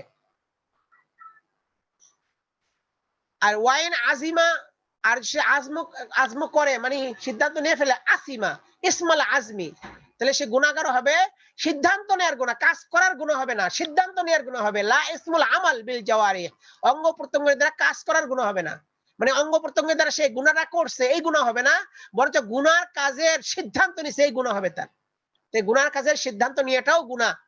হ্যাঁ, এটা অনেকে বলেছেন। ইল্লা ইয়াকুনা আমরান ইয়াতিম্মি মুজাররাদুল আজমি, তবে যদি এমন হয়, এমন বিষয় হয় যেটা শুধু আজমার দ্বারাই পরিপূর্ণ হয়ে যায়, কাল কুফরি, যেমন কুফর, ওই ক্ষেত্রে কিন্তু মানে কাজ, অর্থাৎ কাজ ওই করার গুনাহ হবে। মানে এমন আমর, মানে এমন বিষয় যেটা শুধু আজমের দ্বারাই পরিপূর্ণ হয়ে যায়, যেমন কুফর, যদি কেউ অন্তরে সিদ্ধান্ত নিয়ে ফেলে কাফের হওয়ার বা কুফরি করার, আল্লাহ নাফরমানি করার কুফরি সিদ্ধান্ত নিয়ে ফেলে, তাহলে এর দ্বারা মনে করেন ওই কুফর করার গুনাহ হবে, কুফর করার মতোই গুনাহ হবে। কারণ এটা এমন জিনিস যে সিদ্ধান্ত, মানে এরকম আপনার সিদ্ধান্ত নেওয়ার দ্বারাই আপনার পরিপূর্ণ হয়ে যায় বিষয়টা, মানে কুফর পরিপূর্ণ হয়ে যায়। কারণ কুফরের সিদ্ধান্ত নেওয়াটাও কুফর, মানে এটা আলাদা একটা কুফর, কুফরের সিদ্ধান্ত নেওয়াটাও কুফর। এই জন্য যদি কুফরের সিদ্ধান্ত নেয়, এটাকে তখন কাফের সাব্যস্ত করা হবে। কাজে তার কারণ এটা মুজাররাদে আজমের দ্বারাই কাজটা, মানে কুফরের কাজটা পরিপূর্ণ হয়ে যায়। এই জন্য এই ক্ষেত্রে আর কাজ করার গুনাহ হবে, এই ক্ষেত্রে শুধু আজম করার গুনাহ হবে না, মানে কাজ করার, কুফর করার গুনাহ হবে তার। আচ্ছা, এই পর্যন্ত গেল আপনার মানে নিয়তের বিভিন্ন বিষয়ে যে আলোচনা। মোট আলোচনা কয়টি ছিল? 10টি আলোচনা। আচ্ছা, এই 10টি আলোচনার এটা হচ্ছে ওই হাদিসের ভিত্তিতে যে বলা হয়েছে লা সাওয়াবা ইল্লা বিনিয়াতি, নিয়ত ছাড়া কোনো সওয়াব হবে না। এরপরে বলছে যে প্রত্যেক কাজের ভিত্তি হচ্ছে নিয়তের উপর। কাজে এই ভিত্তিতে বলছে নিয়ত কিভাবে করবে এবং নিয়তটার কি হাইসিয়ত, সে সম্পর্কে মোট 10টা আলোচনা হয়েছে। এই 10টা আলোচনা হয়ে নবম আলোচনা এ পর্যন্ত গিয়েছে। নবম আলোচনার মধ্যে 2টা উসুল বয়ান করেছিল, এই 2টা উসুল শেষ করা হয়েছে। এরপর দশম আলোচনা। দশম আলোচনা হচ্ছে নিয়তের শর্তের ব্যাপারে। আল আশিরু মানে দশম আলোচনা নিয়ত সম্পর্কে, ফি শুরুতিন নিয়তি, নিয়তের শর্ত সমূহের ব্যাপারে। নিয়তের মধ্যে কি কি শর্ত আছে? নিয়তের শর্ত মানে হলো যে অর্থাৎ কি শর্তের কারণে নিয়তটা আপনার ধর্তব্য হবে, আর কোন শর্ত না পাওয়া যাওয়ার কারণে নিয়তটা ধর্তব্য হবে না, এটি উদ্দেশ্য। নিয়তের জন্য অনেকগুলো শর্ত এখানে বর্ণনা করেছে। প্রথম শর্ত ইসলাম, মুসলমান হওয়া, এটা একটা শর্ত। এরপরে দ্বিতীয় শর্ত বয়ান করা হয়েছে আত্তাম ইজু, মানে পরখ করা, পার্থক্য করা মতো শক্তি থাকা, এটা হচ্ছে দ্বিতীয় শর্ত। তৃতীয় শর্ত হলো আল ইলমু বিল মানবিয়্যি, যে ব্যাপারে নিয়ত করতেছে সেই ব্যাপারে তার ইলম থাকতে হবে, যে সে কি নিয়ত করতেছে, মানে কোন আমলে নিয়ত করতেছে সেই ব্যাপারে তার ইলম থাকতে হবে, জানা থাকতে হবে। এরকম আর রাবি আল্লাহ ইয়াতি বি মুনাফিন বাইনা নিয়তুল মানবি, নিয়ত এবং মানবির মাঝে কোনো মুনাফি যেন না আসে। অর্থাৎ যে ব্যাপারে নিয়ত করতেছে ওই ব্যাপার এবং নিয়ত এর মাঝখানে কোনো প্রতিবন্ধক না থাকতে হবে, প্রতিবন্ধক থাকলে তো নিয়তটা বাতিল হয়ে যেতে পারে। এরকম 4 নম্বর শর্ত। আচ্ছা, তারপরে আর ফরা, বিভিন্ন ফরা, এই শর্তের উপরে বিভিন্ন ফরা এরপরে উল্লেখ করা হয়েছে। এই এবং এই যে তারপরে ফসল উল্লেখ করা হয়েছে মানাফির মধ্যে, মানাফিয়ে নিয়তের মধ্যে কি কি আছে ওইগুলো এখানে উল্লেখ করছে বিস্তারিত। এবং এরপর আরো ফরা উল্লেখ করা হয়েছে। শেষ পর্যন্ত তাকমিল, মানে পরিপূর্ণতা, অর্থাৎ নিয়ত সম্পর্কে শর্তের ব্যাপারে পরিপূর্ণতা আলোচনা করা হয়েছে, মানে সার কথা। এরপরে শুরু হবে কাওয়ায়েদ, এই কায়দা এই শুরু হবে। নিয়তের আলোচনার পরে মূল যে প্রসঙ্গ কায়দা সেটা চলে আসতেছে। আচ্ছা, তাহলে দশম নম্বর দশম আলোচনা কিসের ব্যাপারে? নিয়তের 10 নম্বর আলোচনা নিয়তের শর্তের ব্যাপারে, শর্তের সমূহের ব্যাপারে। তার আউয়ালু আল ইসলাম, নিয়তের প্রথম শর্ত হলো ইসলাম, মানে মুসলিম হওয়া। এই জন্য যদি মুসলিম না হয়, কোনো কাফের হয়, তার নিয়ত সহি না। ওয়ালিদা লাম তাসিহাল ইবাদাতু মিন কাফিরিন, এই জন্য কাফের থেকে ইবাদত সহি নয়। কাফের যদি নামাজ পড়ে, রোজা রাখে, কোনো হজ করে, এটা সহি হবে না। অনেক হিন্দু আছে তারা মুসলমান হয় নাই কিন্তু মুসলমানের কাজ টাজ ভালোবাসে, এই জন্য নামাজও পড়ে। মুসলমান যেমন নামাজ পড়ে, আবার অনেক হিন্দু আছে নামাজ পড়ে, কিন্তু এই নামাজটা গ্রহণ হবে না। কারণ তার তো নিয়তি, নামাজের প্রথম হলো শর্ত হলো নিয়ত, নিয়তি তার সহি না। নিয়তি সহি, নিয়তের জন্য শর্ত হলো মুসলমান হওয়া, তার নিয়তি গ্রহণযোগ্য না, এই জন্য ইবাদতও গ্রহণযোগ্য হবে না, এই জন্য রুকু সেজদা কিছু আদায় হবে না। আচ্ছা, এই নিয়তটা সূক্ষ্ম একটা বিষয়, নিয়তটা কেমনে শর্ত, বা শর্ত না কিভাবে, এই শর্ত কিভাবে, তার একটা সূক্ষ্ম বিষয় বয়ান করতেছে সামনে একটা মাসালা। সররাহু বিহি ফি বাবিত তায়াম্মুম, বাবে তায়াম্মুমের মধ্যে ফুকাহাগণ উল্লেখ করেছেন এই ব্যাপারে, ইনদা কাউলি সাহিবিল কানজি ওয়া গায়রিহি, সাহেবে কানজ এবং প্রমুখ গণের কথার সময়, মানে কথার ওই তারা যে বলেছেন, ওই ওই ওই কথা প্রেক্ষিতে আর কি, সাহেবে কানজ প্রমুখের কথার প্রেক্ষিতে বাব তায়াম্মুমের মধ্যে আপনার ফুকাহাগণ তাফসীর করেছেন, মুহাক্কিকগণ তাফসীর করেছেন, আলোচনা মানে এটা খুলে বয়ান করেছেন। আচ্ছা, এখন সাহেবে কানজের কোন কল?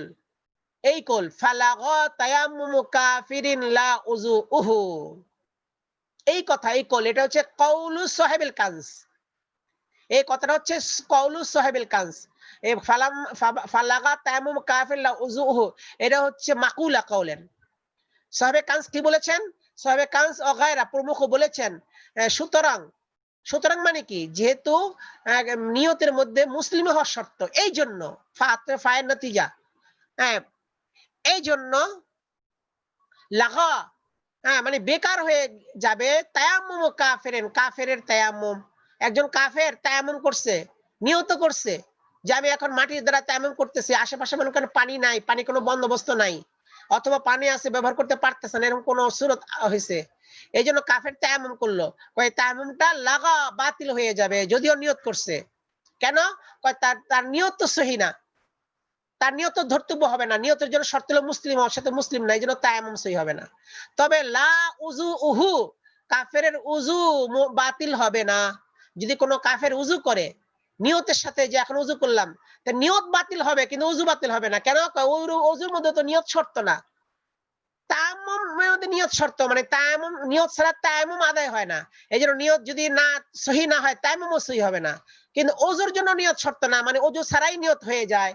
এই জন্য ওযুর যদি করেন কাফের নিয়তের সাথে, ওযুর বাতিল, নিয়ত বাতিল হবে কিন্তু ওযু বাতিল হবে না, কারণ ওযুর মধ্যে নিয়ত শর্ত না, নিয়ত ছাড়াই ওযু হয়ে যাবে।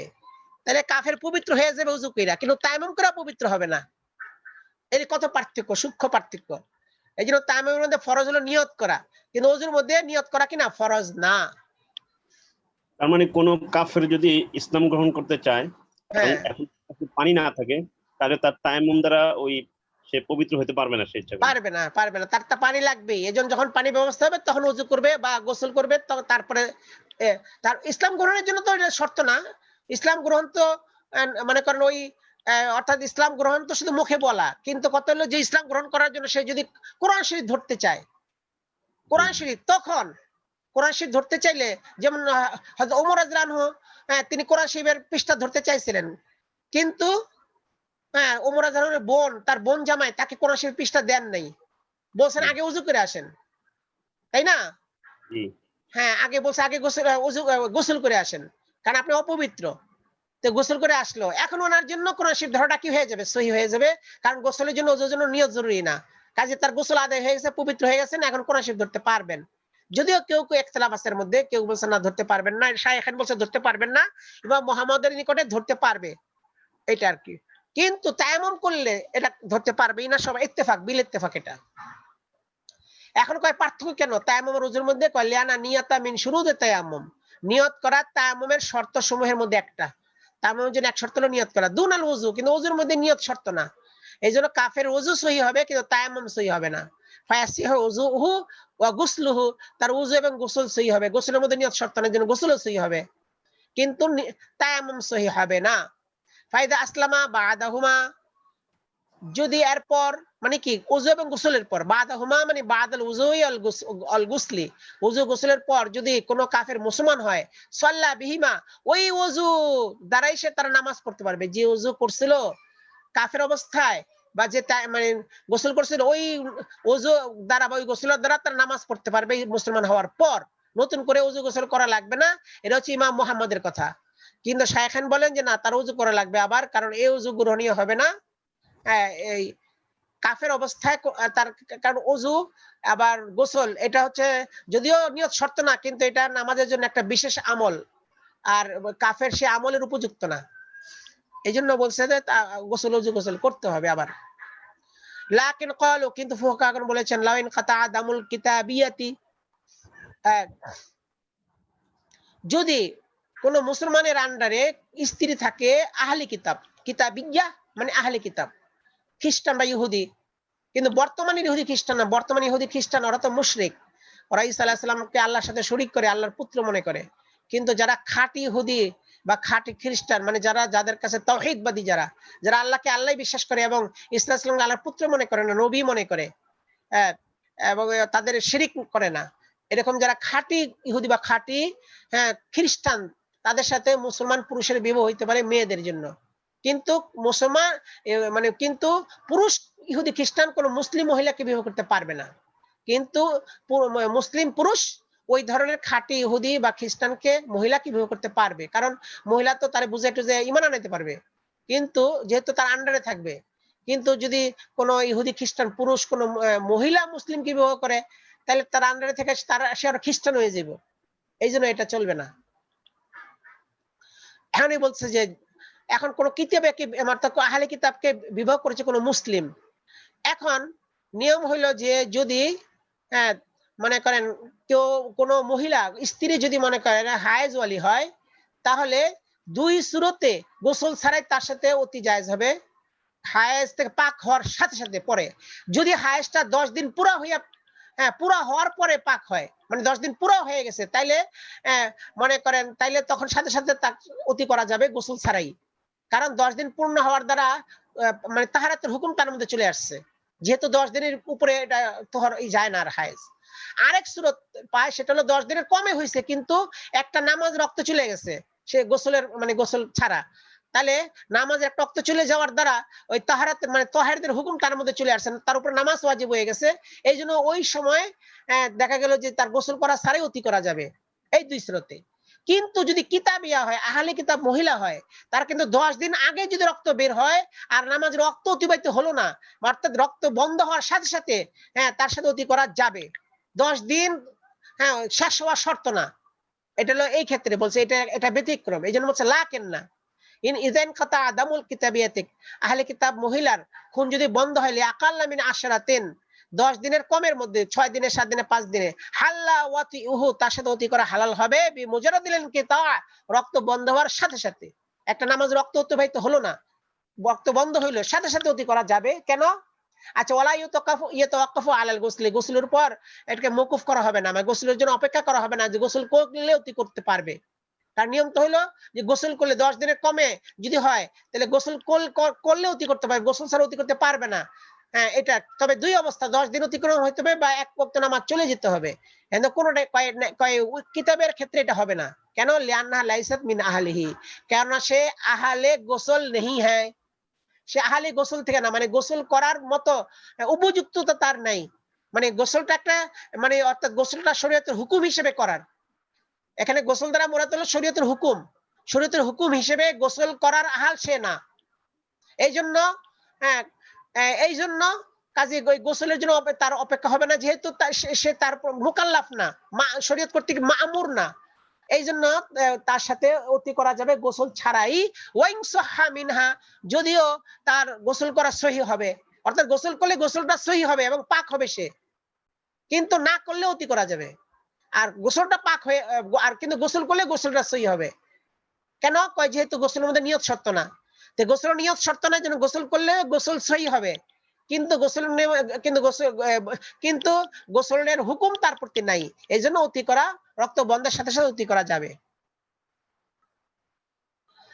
আচ্ছা, ওয়ালিসিহাতি তাহারাতুল কাফির ক্বাবলা ইসলামিহি, আচ্ছা তেমনি ভাবে কাফের পবিত্রতা সহি হওয়া, ক্বাবলা ইসলামিহি, মুসলমান হওয়ার আগে, মুসলমান হওয়ার আগেই কাফেরের পবিত্র হওয়ার সিহাত হতে পারে, মানে পবিত্র হওয়াকে সহি বলা যায়।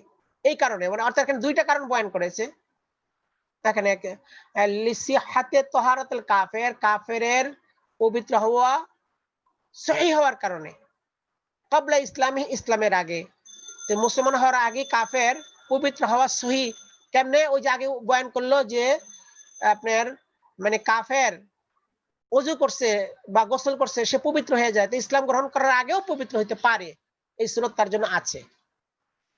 এখন এই সম্পর্কে একটা আবার এই সম্পর্কে তাফরি করেছেন ইমাম আবু হানিফা রাহমাতুল্লাহ কওল দিয়ে যে ফায়দা ক্বালা ফিল মুলতাকাত কিতাবের মধ্যে রয়েছে, ক্বালা আবু হানিফা রাহমাতুল্লাহ বলেন ওয়াল্লিমুন নাসরানিয়্যা আল ফিকহা, আমি খ্রিস্টানকে ফিকহ শিখাই, আমি খ্রিস্টানকে ফিকহ শিখাই, অল কোরআন এবং কোরআনও শিখাই।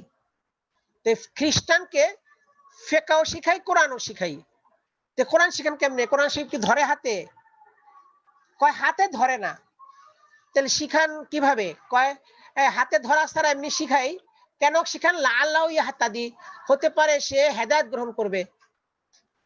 এক নাসরানি খ্রিস্টানকে যখন ফিকহ কোরআন শেখানো হবে সে হেদায়েত গ্রহণ করবে, এইজন্য তারা আমি শিখাই। তাহলে কোরআন যে শিখান সে তো ধরতে পারবে না, কারণ সে তো হলো নাপাক। কয় হ্যাঁ ওলা ইয়ামাসসিল কুরআনা, সে কোরআন শরীফ ধরবে না, ধরে না। তবে যদি ওয়াইন ইখতাসালা, তবে যদি সে গোসল করে সুম্মা মাসসা, এরপর কোরআন ধরে, ফালা বাসা বিহি, কোনো অসুবিধা নাই। তো ইমাম আবু হানিফার কওল দ্বারা কি প্রমাণ হইলো যে একজন কাফের মানে অর্থাৎ নাসারা খ্রিস্টান, সে যদি গোসল করে তাহলে কোরআন ধরার মতো উপযুক্ত হয়ে যায়, কোরআন ধরতে পারে সে। হ্যাঁ, এরকম ভাবে আরেকটা তাফরি হচ্ছে ওয়ালাম তাসিহাল কাফারাতু মিন কাফিরিন, কাফের থেকে কাফারা সহি নয়। হ্যাঁ, কাফের থেকে কোনো কাফারা দিলে সেটা সহি হবে না। কেন? যেহেতু কাফেরের নিয়ত, হ্যাঁ যেহেতু কাফারা মানে কাফের যদি কাফারা দেয় সেটা সহি না। কি জন্য? কাফারা হচ্ছে ইবাদত, এই জন্য আর কাফের থেকে তো কোনো ইবাদত হইতে পারে না, এই জন্য কাফের থেকে কাফারা সহি নয়। যেহেতু কাফারা সহি নয়, কাফারা যেই কারণে লাজিম হয়, কি কারণে লাজিম হয়? ইয়ামিন, কাজে ইয়ামিনও মুনাকিদ হবে না। ফালা তানাকিদু ইয়ামিনু, কাফেরের ইয়ামিন মুনাকিদ হবে না। কাফের যদি কসম খায়, যেহেতু কসম ভাঙলে কাফারা নাই, তে কসমই মুনাকিদ হবে না। ফালা তানাকিদু ইয়ামিনু, কাফেরের ইয়ামিন মুনাকিদ হবে না। কাফের যদি কসম খায় সে কসম গ্রহণীয় হবে না। যেহেতু কসম খাওয়ার জন্য নিয়ত জরুরি, কসমে আগে বলা হয়েছে যে ইয়ামিন নজর মান্নাত, এরকম ইয়ামিন। আর ইয়ামিনের এই জন্য যেহেতু তার কাফারা সহি না, এই জন্য তার ইয়ামিনও মুনাকিদ হবে না। এখন একটা ইশকাল প্রশ্ন, কোরআন শরীফে যে বলছে, আচ্ছা এখন এই জন্য কোরআন শরীফ বলছে ফাইন ইন্নাহুম লা ঈমানা লাহুম, তাদের কোনো ঈমান নেই, তাদের কোনো এখানে কসম নেই, লা ঈমানা, তাদের কোনো কসমই নেই, এই জন্য তাদের সাথে কিসব কসম খাইবা? এরা আল্লাহরে বিশ্বাস করে না, উল্টাপাল্টা কসম খাইবো, এই জন্য বলছে তাদের কোনো কসমই নেই। এখানে একটা কথা, সেটা হলো কি ইশকাল, ওয়াকাউলু তাআলা ওয়া ইন্নাকাসু আইমানাহুম, যদি তারা তাদের আইমান কসমকে ভেঙে ফেলে। কাফেরদের সম্পর্কে বলছে যদি তারা তাদের আইমান, তাদের কসমগুলোকে ভেঙে ফেলে, তাহলে এখানে এই জায়গায় তো আইমান শব্দ ব্যবহার করেছে এবং ভেঙে ফেলার কথা বলছে, যে মুনাকিদ না হলে ভেঙে ফেলে কেমনে? এটা প্রশ্ন হয়। তার জবাব হলো এখানে আইমান দ্বারা কসম উদ্দেশ্য না, আইমান দ্বারা উদ্দেশ্য হলো আহাদ, মানে তাদের সাথে মুসলমানদের কৃত ওয়াদা, অঙ্গীকার উদ্দেশ্য। এই জন্য বলছে আইমান অর্থ আয় উহুদাহুম আসুরিয়া, তাদের বাহ্যিক অঙ্গীকার, উহুদাহুম আসুরিয়া, বাহ্যিক অঙ্গীকার। এটা প্রকৃত কসম খাওয়া নয়, বাহ্যিক অঙ্গীকার। অর্থাৎ বাহ্যিকভাবে যে অঙ্গীকার করছে সেটা যদি ভেঙে ফেলায় তাহলে মুসলমানদের কি হুকুম হবে সেটা সেখানে বয়ান করছে। ওয়াকাদ কাতাবনা ফিল ফাওয়াইদি, এবং আমি লিখে দিয়েছি ফাওয়াইদের মধ্যে, ফাওয়ায়েদ আল ফাওয়ায়েদ কিতাবের মধ্যে এই সম্পর্কে আমি লিখেছি বিস্তারিত, আন্না নিয়াতুল কাফির লা তুতাবার, কাফের নিয়ত কোনো ধর্তব্য হবে না, ইল্লা ফি মাসালাতিল, শুধু এক মাসালায়, ফি মাসালাতিল বাজাজিয়াতিল খুলাসা, বাজাজিয়া এবং খোলাসার মধ্যে একটা মাসালা আছে, ওই মাসালার মধ্যে শুধু কাফের নিয়ত ধর্তব্য হয়, আর কোথাও না। এই কথাটা আমি ফাওয়ায়েদের মধ্যে উল্লেখ করে দিয়েছি, কিতাবুল ফাওয়ায়েদ। আচ্ছা, সেই মাসালাটা কি? সেই মাসালা সাবিয়ুন ওয়া নাসরানিয়ুন খারাজা ইলা মাসিরাতি সালাস, একজন নাবালক ছেলে আর একজন খ্রিস্টান, দুইজন খারাজা বের হয়েছে বাড়ি থেকে, ইলা মাসিরাতি সালাসিন, 3 দিন পথ অতিক্রম করার জন্য, নিয়তে 3 দিনের পথ অতিক্রম। 3 দিনের পথ মানে কি 48 মাইল বা 77 কিলোমিটার পথ, মানে মুসাফিরের পথ। একজন মানুষ মুসাফির হওয়ার জন্য যতটুকু পথ অতিক্রম করতে হয় অতটুকু পথ অতিক্রম করার নিয়তে ঘর থেকে বের হয়েছে একজন শিশু, নাবালক শিশু, আর একজন নাসরানি মানে খ্রিস্টান কাফের। ফাবালাগা সাবিয়্যু ফি বাযি তরিকি, আচ্ছা ফাবালাগা সাবিয়্যু, এরপরে সেই বাচ্চাটা বালিগ হয়ে গেল, ফি বাজি তরিক, রাস্তার কোন এক সময়, হ্যাঁ রাস্তায় মাঝখানে যায়, রাস্তার কোন এক সময় এই সবই মানে বাচ্চাটা বালেগ হয়ে গেল। ওয়া আসলামাল কাফিরু, আর কাফের মুসলমান হয়ে গেল। তাহলে দেখা যাবে বাচ্চাও বালেগ হয়ে গেছে আর কাফের মুসলমান হয়ে গেছে। বাচ্চাটা কিন্তু আগে থেকে মুসলমান, কিন্তু সে বালেগ হয়েছে। আর কাফেরটা যে খ্রিস্টান, সে কাফের, সে মুসলমান হয়েছে। এই সূরাতে কাসারাল কাফিরু, কাফের নামাজ কসর করবে কিন্তু বাচ্চা নামাজ কসর করবে না। লি একেবারে কাজদিহি, কারণ তার কসদে এতেবার হবে, অর্থাৎ তার নিয়তটা সহি করা হবে। এই সূরাতে যে সে বাইরে হওয়ার সময় যে সফর নিয়ত করছিল ওটা সহি, যদিও কাফের হালতে করছিল। ইল্লা সবিও, কিন্তু বাচ্চা যে নিয়ত করছে সেটা তো, সে তো বালেগ হওয়ার ওই সময় সে তো নিয়তের আহাল ছিল না, বাচ্চার নিয়ত গ্রহণীয় না। এই জন্য বাচ্চা পুরাই নামাজ পড়বে যদি সামনে আর সফরের নিয়ত না হয়। আর কাফের কসর করবে, তার নিয়তটা ধরতে হবে। আচ্ছা, আসসালামু আলাইকুম ওয়া রাহমাতুল্লাহ। ওয়ালাইকুম আসসালাম।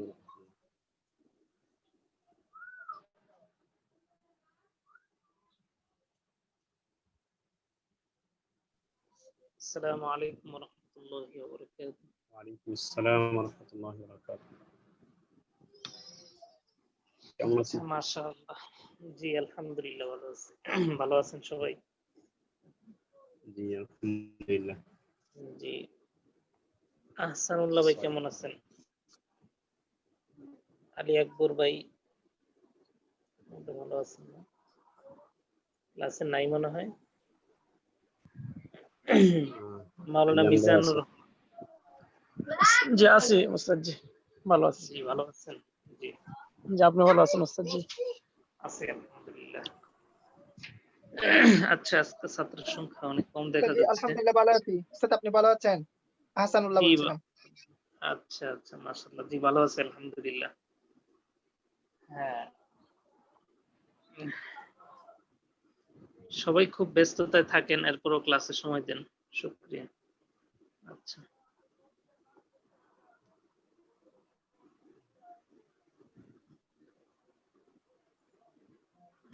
আজকে একটানা বের হয়ে গেল পড়া।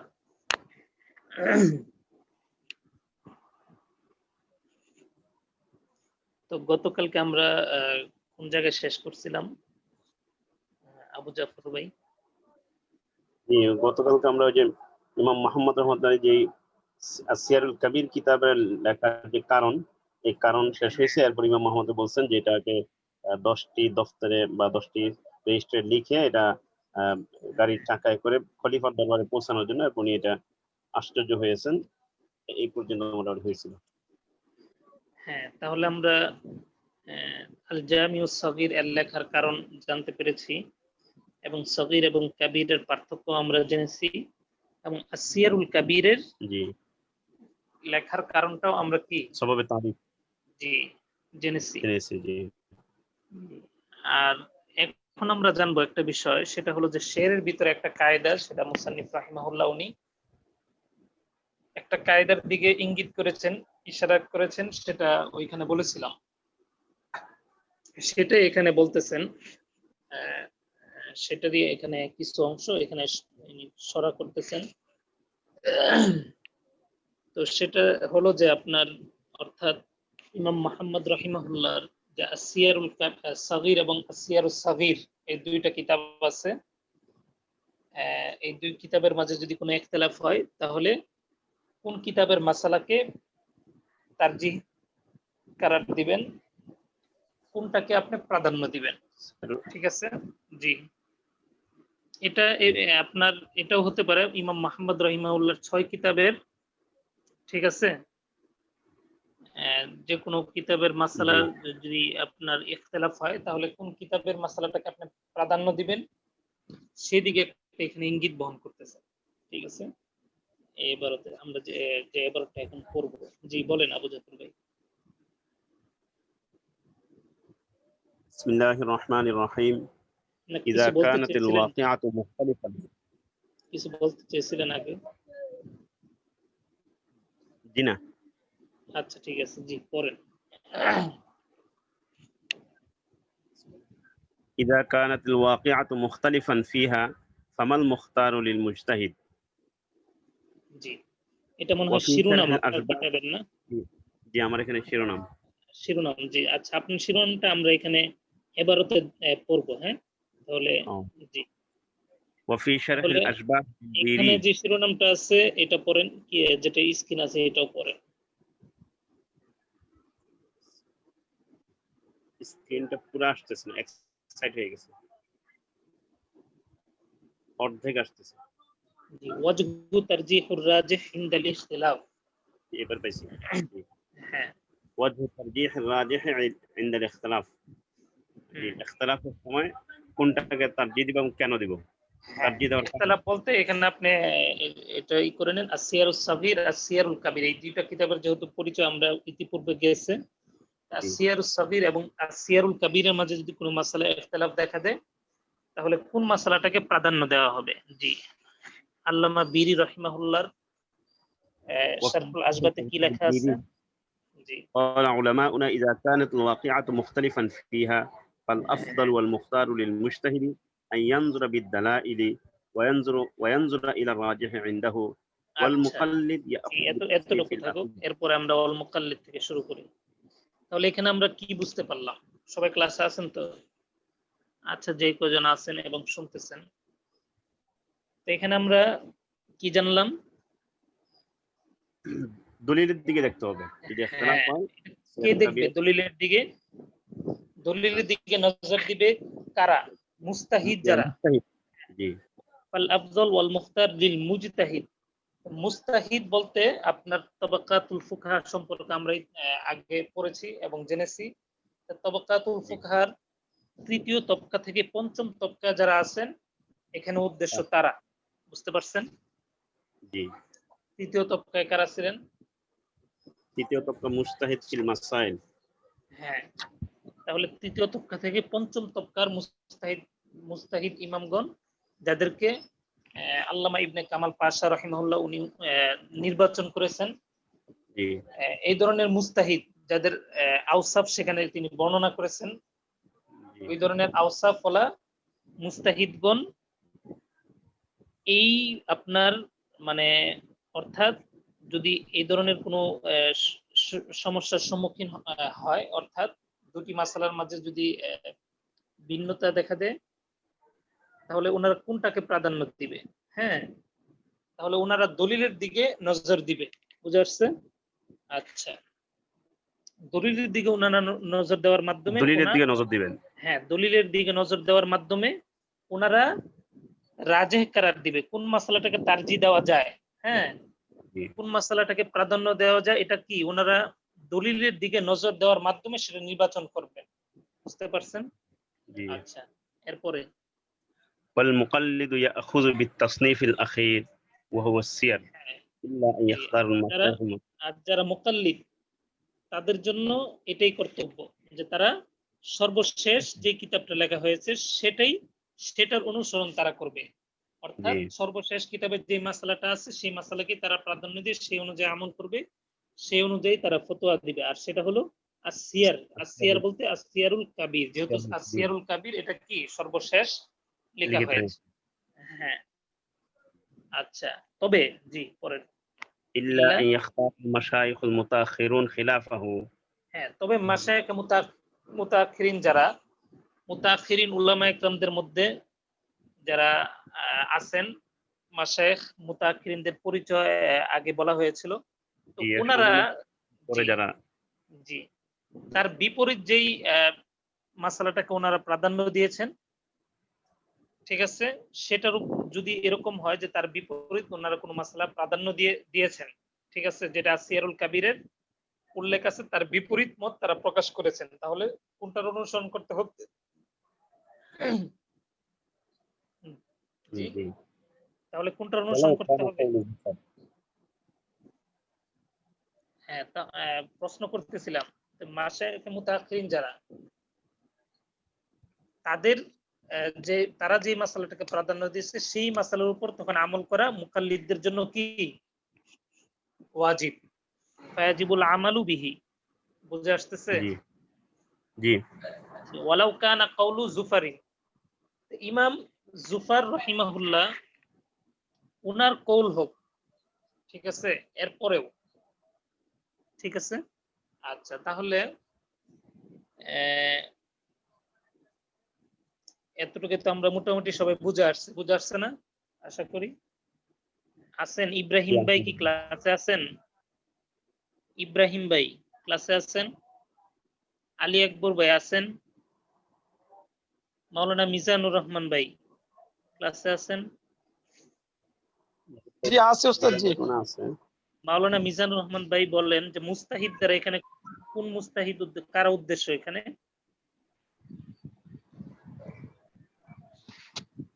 কিতাবের ভিতরে যে মুস্তাহিদ শব্দ আছে, ফাল আফজালু ওয়াল মুখতার লিল মুজতাহিদ, এখানে মুস্তাহিদ দ্বারা কোন তবকার মুস্তাহিদগণ এখানে উদ্দেশ্য? কোন কোন তবকার? শুনেন নাই খেয়াল করে? আবু জাফর ভাই আর আমি শুধু শুধু সময় নষ্ট করি। আচ্ছা, এরপরে আবু জাফর ভাই কবিতাগুলো পড়েন।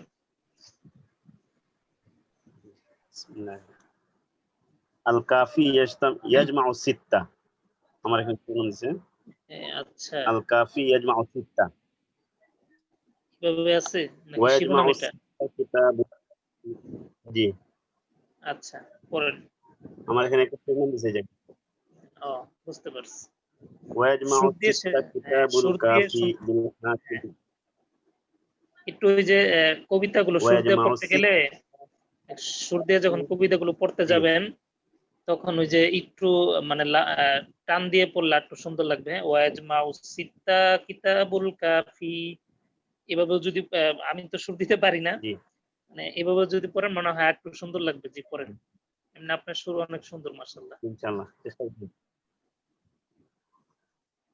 জি পড়েন, আবু জাফর ভাই পড়েন।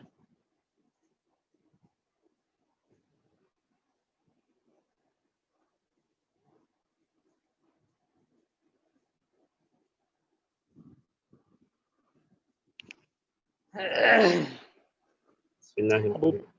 ويجمع الستة كافي كتاب الكافي للحاكم الشهيد فهو الكافي أقوى شروحه الذي كالشمس مبسوط شمس الأئمة السرخسي معتمد শামসিল উম্মাতিস সারাফসি, এখানে উম্মান নিয়ে আসছে, এটা শেরের একটা ইমিল রাখার জন্য। আসলে হবে কি শামসুল আইম্মা, তবে শামসুল, হ্যাঁ এরপরে معتمد النقول ليس يعمل بخلفه وليس عنه يعدل। জি মাশাআল্লাহ। তাহলে আচ্ছা, যেহেতু সময় প্রায় শেষ, কবিতাগুলো নিয়ে ইনশাআল্লাহ আগামীকাল আলোচনা করি। কবিতাগুলো মুখস্থ করবেন, ঠিক আছে? আরেকবার পড়েন, সবাই শুনেন। ويجمع كتاب الكافي للحاكم الشهيد فهو الكافي أقوى شروحه الذي كالشمس مبسوط شمس الأمة الشرخسي معتمد النقول ليس يعمل بخلفه وليس عنه يعدل। মাশাআল্লাহ। আর কেউ পড়বেন? মিজানুর রহমান ভাই পড়বেন?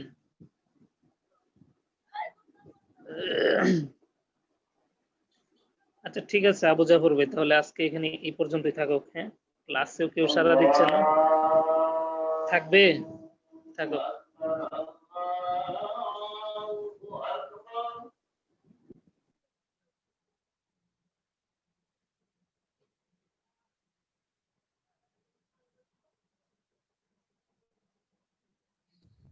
আসসালামু আলাইকুম ওয়া রাহমাতুল্লাহ। ওয়ালাইকুম আসসালাম ওয়া রাহমাতুল্লাহ।